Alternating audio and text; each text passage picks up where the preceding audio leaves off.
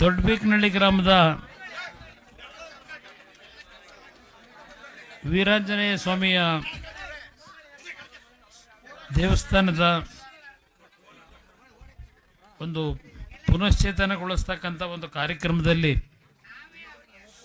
ಇದೀಗ ತಾನೇ ವೇದಿಕೆ ಮೇಲೆ ಸ್ವಲ್ಪ ಭಾವನಾತ್ಮಕವಾಗಿ ಅದು ನಿಮ್ಮಗಳ ಮೇಲೆ ಸ್ವಲ್ಪ ಮಮತೆ ಜಾಸ್ತಿ ಈ ಭಾಗದಲ್ಲಿ ರೇವಣ್ಣ ಅವ್ರಿಗಿರ್ಬೋದು, ದೇವೇಗೌಡರ ಕುಟುಂಬಕ್ಕೆ.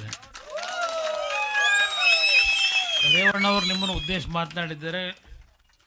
ನಮ್ಮ ಮಾಜಿ ಸಚಿವರು, ಮಾಜಿ ಶಾಸಕರು, ನಾನು ಅವ್ರನ್ನ ಮಾಜಿ ಶಾಸಕರು ಅನ್ನಲ್ಲ, ಈಗಲೂ ಶಾಸಕರು ಅಂತಕ್ಕಂಥ ಕುಮಾರಸ್ವಾಮಿ ಅವರು ಮಾತನಾಡಿದ್ರೆ, ಅವ್ರು ಮಾತನಾಡೋದಕ್ಕೆ ಸ್ವಲ್ಪ ಬಿಡಲಿಲ್ಲ. ನಮ್ಮ ಯುವಕ ಸ್ನೇಹಿತರುಗಳು ಫೋಟೋ ನುಗ್ಬಿಟ್ರಿ ಎಲ್ಲ. ವೇದಿಕೆ ಮೇಲೆ ನಮ್ಮ ನೆಂಟರುಗಳೆಲ್ಲ ಕೂತವ್ರೆ, ಹಳೆ ನೆಂಟರುಗಳೆಲ್ಲ, ಅಲ್ಲೂ ಎಲ್ಲ ನೆಂಟರುಗಳೇ ಅವರೇ. ಆಮೇಲೆ ನಮಗೆ ಚಿಕ್ಕ ವಯಸ್ಸಲ್ಲಿ ಸ್ವಲ್ಪ ಜಾಸ್ತಿ ಹೊಡೆದು ಪಾಠ ಹೇಳ್ಕೊಡ್ತೀವಿ ನಮ್ಮ ರಾಜಣ್ಣ, ನಮ್ಮ ಹನುಮನಹಳ್ಳಿ ರಾಜಣ್ಣ. ಇದು ನಮ್ಮ ಎರಡು ಯಾವುದು ಇಲ್ಲ ನಮ್ಮ ರಾಜಣ್ಣ ಅಲ್ಲೆಲ್ಲ ಇರ್ಬೇಕು, ಬರ್ಬೇಕಾದ್ರೆ ನೋಡಿದೆ. ಹಾಂ ಇಲ್ಲ ಅಲ್ಲೆಲ್ಲ ಹಿಂದಿದ್ರು, ನಮಗೆ ಸ್ವಲ್ಪ ಹೊಡೆದು ಪಾಠ ಹೇಳ್ಕೊಡೋರು ಚಿಕ್ಕ ಹುಡುಗಿದ್ದಾಗ. ಅವರು ಬರ್ಬೇಕಾದ್ರೆ ಅಲ್ಲಿ ನೋಡಿದೆ ಇಲ್ಲಿ. ಅದರ ಜೊತೆಗೆ ಎಲ್ಲ ಗ್ರಾಮದ ತಾಯಂದರು, ಸಹೋದರಿಯರು ಹಾಗೂ ನಮ್ಮ ಯುವಕ ಸ್ನೇಹಿತರು, ಹಿರಿಯರೆಲ್ಲ ಸೇರಿದ್ದೀರಿ. ನಾವು ಇಷ್ಟು ತಡವಾಗಿ ಬಂದರೂ ಕುಟುಂಬದ ಮಕ್ಕಳು ಬಂದಿದ್ದಾರೆ ಅಂತಕ್ಕಂಥ ಒಂದು ಭಾವನೆಯಿಂದ ನಮ್ಮನ್ನು ನಿಮ್ಮ ಕುಟುಂಬದ ಮಕ್ಕಳಾಗಿ ಸ್ವೀಕಾರ ಮಾಡಿ ಸ್ವಾಗತ ಕೊಟ್ಟಿದ್ದೀರಿ. ನಾನು ಇವತ್ತು ಬೆಳಗ್ಗೆ 7 ಗಂಟೆಗೆ ಮನೆ ಬಿಟ್ಟವನು.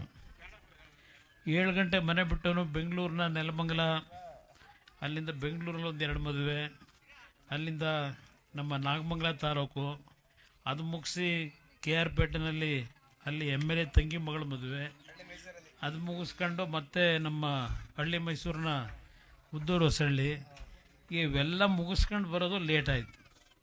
ದಯವಿಟ್ಟು ನಿಮ್ಮಲ್ಲಿ ಕ್ಷಮೆ ಕೋರ್ತೇನೆ. ಕುಮಾರಸ್ವಾಮಣ್ಣ ನನಗೆ 2 ದಿವಸದಿಂದ ಏನಾದರೂ ಮಾಡೋದು 10 ನಿಮಿಷನಾದರೂ ಬಂದೋಗಬೇಕು, ಎಷ್ಟೊತ್ತಾದರೂ ಪರವಾಗಿಲ್ಲ ಅಂತೇಳಿ ಅವರು ನನಗೇನು ಮನವಿ ಮಾಡಿದರು. ಇವತ್ತು ನಾನು, ರೇವಣ್ಣ ಅವರು ಇಬ್ಬರು ಕುಮಾರಸ್ವಾಮಣ್ಣವ್ರ ಜೊತೆ ಏನು ಬಂದಿದ್ದೇವೆ, ನಿಮ್ಮ ಪ್ರೀತಿ ವಿಶ್ವಾಸಕ್ಕೆ ನಾನು ಏನು ಬೆಲೆ ಕಟ್ಟೋಕ್ಕೂ ಸಾಧ್ಯ ಇಲ್ಲ ಅನ್ನೋದು ನನ್ನ ಅಭಿಪ್ರಾಯ.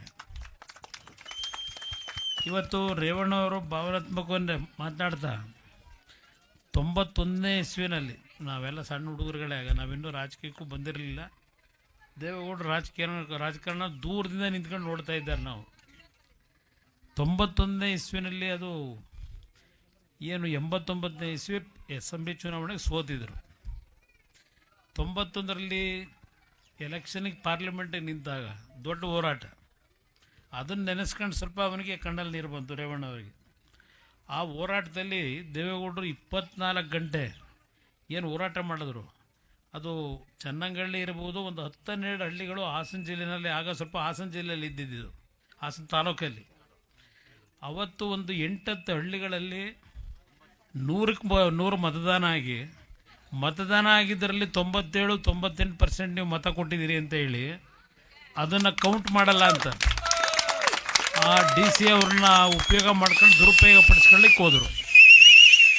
ಅವತ್ತು ನಿಮ್ಮಗಳ ಒಂದು ದೇವೇಗೌಡರ ಮೇಲೆ ಕೊಟ್ಟಂಥ ಒಂದು ಆಶೀರ್ವಾದ, ಅದು ಮತ್ತೆ ಅವ್ರನ್ನ ದೆಹಲಿಯ ಕೆಂಪುಕೋಟೆಯಲ್ಲಿ ಪ್ರಧಾನಮಂತ್ರಿಯಾಗಿ ಹೋಗ್ತಕ್ಕಂಥ ಒಂದು ಶಕ್ತಿ ಬಂದಿದ್ರೆ, ಅದು ಈ ಭಾಗದಲ್ಲಿ ನೀವೇನು ದೇವೇಗೌಡರಿಗೆ ಆಶೀರ್ವಾದ ಮಾಡಿದಿರಿ, ಅದರ ಪ್ರತಿಫಲ ಮುಖ್ಯಮಂತ್ರಿನೂ ಆದರೂ ಪ್ರಧಾನಮಂತ್ರಿನೂ ಆಗಿದ್ದರು. ಅವರಿಗೆ ಹಲವಾರು ರೀತಿಯಲ್ಲಿ ಕೆಲಸ ಮಾಡಬೇಕು ಅನ್ನೋದಿದ್ದರು. ಅವರು 60 ವರ್ಷ ರಾಜಕೀಯದಲ್ಲಿ ಮುಖ್ಯಮಂತ್ರಿ ಆಗಿದ್ದ 18 ತಿಂಗಳು, 10 ತಿಂಗಳು ಪ್ರಧಾನಮಂತ್ರಿ, ಮತ್ತು ಒಂದು 2 ವರ್ಷ ನೀರಾವರಿ ಮಂತ್ರಿ.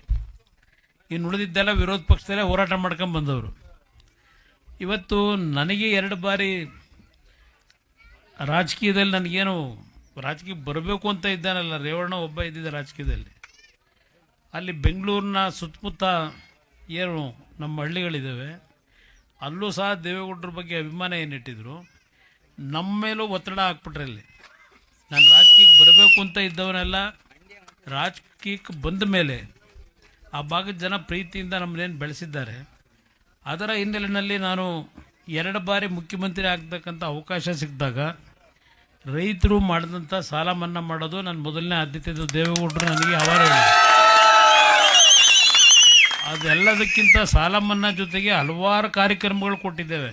ರೇವಣ್ಣ ಅವರಂತೂ ಹಾಸನ ಜಿಲ್ಲೆಗೆ ನಾನು ಅಧಿಕಾರದಲ್ಲಿ ಇದ್ದಂಥ 18 ತಿಂಗಳು ಒಂದು ಬಾರಿ, 14 ತಿಂಗಳು ಒಂದು ಬಾರಿ, ಆ ಒಂದು ಸನ್ನಿವೇಶದಲ್ಲಿ ಒಂದೊಂದು ನಿಮಿಷನೂ ವೇಸ್ಟ್ ಮಾಡಿದೆ, ಆ ಸಮಯ ವ್ಯರ್ಥ ಮಾಡಿದೆ. ಹಾಸನ ಜಿಲ್ಲೆ ಅಭಿವೃದ್ಧಿಗೋಸ್ಕರವಾಗಿ ಅವನು ಪಟ್ಟಿರ್ತಕ್ಕಂಥ ಶ್ರಮ ಎಲ್ಲ ನಾನು ನೋಡಿದ್ದೀನಿ. ಇವತ್ತು ಈ ಭಾಗದಲ್ಲಿ ಇಷ್ಟೊಂದು ಅಭಿವೃದ್ಧಿ ಆಗಬೇಕಾದ್ರೆ ರೇವಣ್ಣವ್ರು ಹೇಳಿದಂಥ ರೀತಿಯಲ್ಲಿ ನಾವುಗಳಿದ್ದಂಥ ಕಡಿಮೆ ಅವಧಿನಲ್ಲೂ ನಿಮ್ಮ ಒಂದು ಋಣ ತೀರಿಸ್ತಕ್ಕಂಥದ್ದಕ್ಕೆ ರೇವಣ್ಣವ್ರು ಮಾಡಿರ್ತಕ್ಕಂಥ ಯೋಜನೆಗಳೇನಿದೆ ಇವತ್ತು ಸಹ ಹಲವಾರು ಹಳ್ಳಿಗಳಿಗೆ ನಾವು ಬಂದರೆ, ನಾವು ಚಿಕ್ಕ ಹುಡುಗರಲ್ಲಿ ನಾವು ಏನು ನಮ್ಮ ಕುಟುಂಬದಲ್ಲಿ ಮದುವೆ ಕಾರ್ಯಕ್ರಮಗಳಾಗು, ಅಂಕಪುರದಲ್ಲಿ ಒಂದು ಕಡೆ ಒಂದು ನಮ್ಮ ತಾಯಿ ತಮ್ಮನಿಗೆ ಮದುವೆ ಮಾಡ್ಕೊಂಡಿದ್ರು, ಅಲ್ಲಿಂದ ಅಂಕನಹಳ್ಳಿ ಅಂತೇಳಿ ಇನ್ನೊಂದು ಅಲ್ಲೊಂದು ಕಡೆ ಸಂಬಂಧ ಬೆಳೆಸಿದ್ರು. ಅಲ್ಲೆಲ್ಲ ಬಂದಾಗ ಊರುಗಳು ಹೇಗಿತ್ತು ಇವತ್ತು ಯಾವ ರೀತಿ ಇದೆ ಅಂತಕ್ಕಂಥದ್ದು ನೋಡಿದ್ರೆ ಆಶ್ಚರ್ಯ ಆಯ್ತದೆ. ಅದರಿಂದ ಇವತ್ತು ನಾನು ಒಂದು ನಿಮಗೆ ಹೇಳ್ತೇನೆ, ನಿಮ್ಮ ಒಂದು ಪ್ರೀತಿ ವಿಶ್ವಾಸ ಇದೆಯಲ್ಲ, ಆ ಪ್ರೀತಿ ವಿಶ್ವಾಸವೇ ನಮಗೆ ಶ್ರೀರಕ್ಷೆ.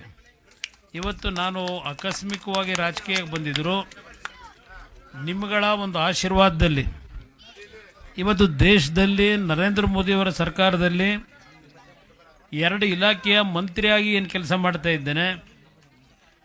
ಈ ಜಿಲ್ಲೆಯ ಒಂದು ಹೆಸರನ್ನು, ನೀವೇನು ಈ ಕುಟುಂಬವನ್ನು ಸಾಕಿ ಬೆಳೆಸಿದ್ದೀರಿ, ನಿಮ್ಮ ಒಂದು ಹೆಸರನ್ನ ಉಳಿಸ್ತಕ್ಕಂಥದ್ದನ್ನು ಈ ದೇಶದಲ್ಲಿ ನಾವು ಪ್ರಾಮಾಣಿಕವಾಗಿ ಮಾಡ್ತಕ್ಕಂಥ ಕೆಲಸ ಮಾಡ್ತೀವಿ. ಇವತ್ತು ದೇವೇಗೌಡರ ಆರೋಗ್ಯ ಚೆನ್ನಾಗಿದ್ದರೆ ಬಹುಶಃ ನಾನು ಬರ್ತಿರಲಿಲ್ಲ, ನೀವು ದೇವೇಗೌಡರು ಬರಬೇಕು ಅಂತ ನೀವು ಹಿಂಸೆ ಮಾಡೋದು. ಏಕೆಂದರೆ ಅವರು ಈಗ ಹಿಂದಿನ ಥರ ಓಡಾಟ ಮಾಡಲಿಕ್ಕೆ ಸಮಸ್ಯೆ ಇರೋದ್ರಿಂದ ಇತ್ತೀಚಿನ ದಿನಗಳಲ್ಲಿ ನನಗೆ ರೇವಣ್ಣ ಅವರು ಮತ್ತು ನಮ್ಮ ಎಲ್ಲ ನಾಯಕರುಗಳು ನೀವು ಬರಬೇಕು ಅಂತೇಳಿ ದೇವೇಗೌಡರ ಉಪಸ್ಥಿತಿನಲ್ಲಿ ನಾನು ಕರಿತೀರಿ. ನಾನು ಆ ಹಿನ್ನೆಲೆಯಲ್ಲಿ ಮೊದಲಿಂದಲೂ ಈ ಜಿಲ್ಲೆಯ ಬಗ್ಗೆ ನಮ್ಮ ಹೃದಯದಲ್ಲಿ ಸ್ಥಾನ ಇಟ್ಕೊಂಡಿದ್ದೀವಿ. ಬಟ್ ನಾನು ಈ ಭಾಗದಲ್ಲಿ ಹೆಚ್ಚಿಗೆ ಸುತ್ತಾಡೋಕ್ಕಾಗಿಲ್ಲ, ಬಂದಿಲ್ಲ. ನಾನು ಇಡೀ ರಾಜ್ಯದ ಒಂದು ಹೋರಾಟದಲ್ಲಿ ಬರದೇ ಇರತಕ್ಕಂಥದ್ದೇನಿದೆ. ಸ್ವಲ್ಪ ಇತ್ತೀಚಿನ ದಿನಗಳಲ್ಲಿ ನೀವುಗಳು ಬರಲೇಬೇಕು ಅಂತ ಹಳ್ಳಿಲಿ ನಮಗೇನು ಬಂದು ಸ್ವಾಗತ ಕೋರ್ತೀರಿ. ಆ ಹಿನ್ನೆಲೆಯಲ್ಲಿ ಸ್ವಲ್ಪ ಹೆಚ್ಚಿನ ರೀತಿಯಲ್ಲಿ ನಾನು ಹಾಸನ ಜಿಲ್ಲೆಗೆ ಸ್ವಲ್ಪ ನಿಮ್ಮ ಜೊತೆಯಲ್ಲಿ ಬೆರೀತಕ್ಕಂಥ ಕೆಲಸ ಮಾಡ್ತೀನಿ ಅಂತಕ್ಕಂಥ ಹೇಳೋದು ಅಷ್ಟೇ ಅಲ್ಲ, ನಿಮ್ಮಗಳ ಆಶೀರ್ವಾದದಲ್ಲಿ